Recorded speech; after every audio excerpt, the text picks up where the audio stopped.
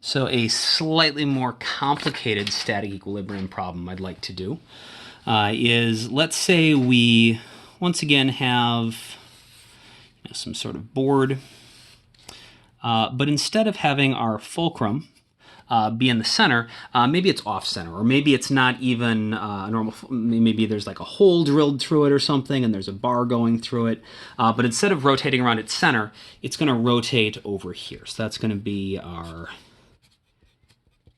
axis of rotation.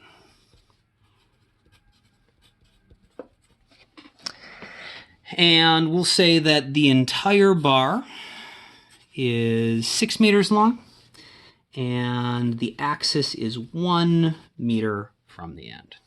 And so if we just let this go, we should expect that it is going to flop over this way. It's going to start spinning clockwise.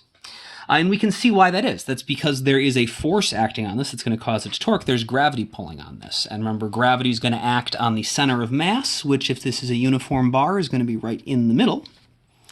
And so we're going to have a force of gravity pulling down on this. And if that is not canceled out by anything, that's going to be the only thing providing a torque. And so we're going to have a unbalanced torque, which is going to cause our system to rotate. And so we could maybe try to cancel that out by applying a force over here. Maybe we overdo it. So let's say that the mass is 4 kilograms. So that this force of gravity is going to be 4 times 9.8. So that'll be like 39.2 newtons. And so let's say we pull over here, but we pull too hard. We pull with like 100 newtons of force straight down.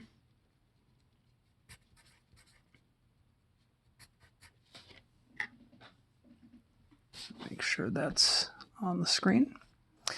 And if we pull too hard, now we're just going to have this other problem where it's going to start spinning in the opposite direction. If we apply too large of a counterclockwise torque, it just starts spinning that way.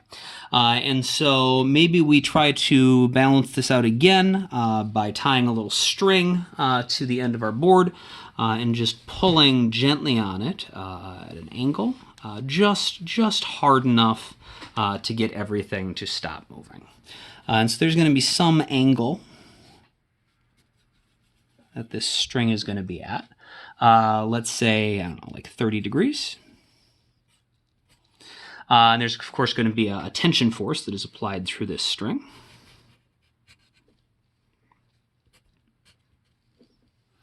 And I want to know, how big does that force need to be? How hard do we need to pull with that string in order to prevent this system from spinning?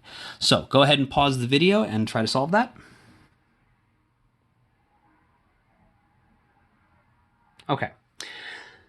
So once again, we've got this situation where we know that our clockwise and our counterclockwise torques have to equal each other. So we have this one trying to make everything rotate counterclockwise. And that has to equal our total torque going clockwise. And this time there's 2 forces that are going to try to make it go clockwise. And so we need to have all of our counterclockwise torques and all of our clockwise torques accounted for.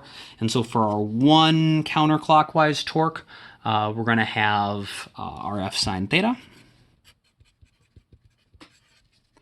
But since we've got 2 clockwise torques, we need to do that for both of them. So we're going to have RF sine theta plus RF sine theta. So our counterclockwise torque over here, our radius is 1 meter.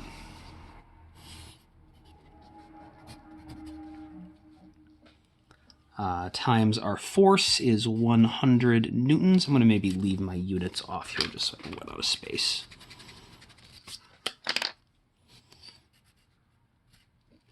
Times the sine of 90 degrees, which, if you realize, is just going to be 1. Remember, anytime the sine is 90, you don't actually need to include that.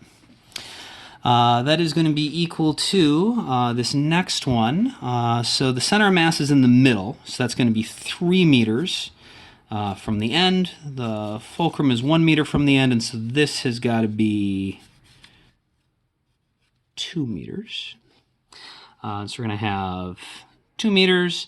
Our force is our force of gravity, 39.2.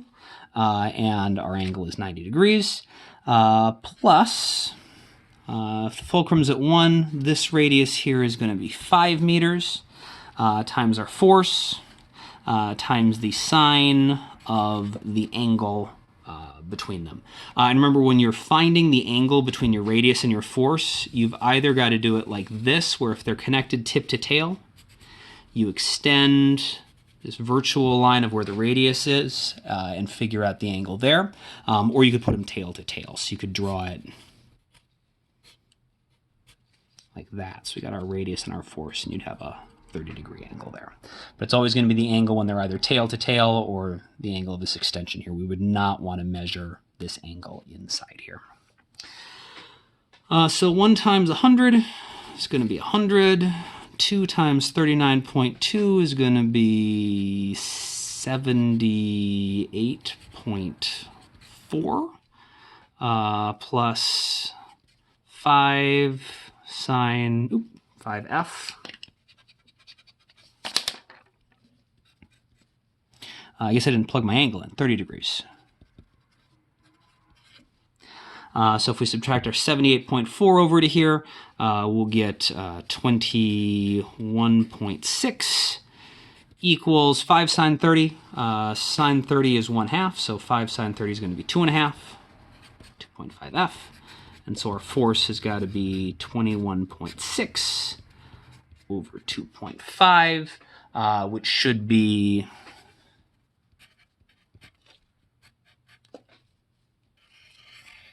8.64 newtons. So an 8.64 Newton force is required to prevent this from spinning.